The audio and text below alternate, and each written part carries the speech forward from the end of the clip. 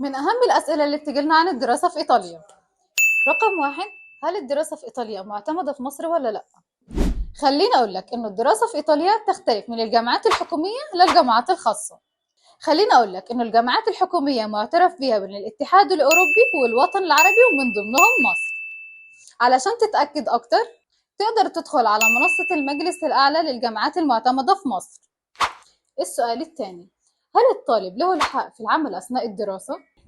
بالفعل الطالب يقدر يشتغل أثناء الدراسة 20 ساعة أسبوعيا، وفي الأجازة بيكون مسموح ليه يشتغل دوام كامل يعني 8 ساعات يوميا. هل الطالب بعد انتهاء فترة الدراسة بيرجع بلده ولا بيستمر في الدولة؟ تختلف مرحلة الطالب، إذا كان بيدرس ثانويا ممكن يقدم على الجامعة، وإذا كان في الجامعة يقدر يقدم دراسات عليا. الحالة الثانية، يقدر الطالب ياخد إقامة من 6 شهور لسنة بحث عن عمل بعد انتهاء فترة الدراسة. لو عندك أي سؤال بخصوص الدراسة في إيطاليا اكتب لنا في التعليقات وهنتواصل معاك في أسرع وقت.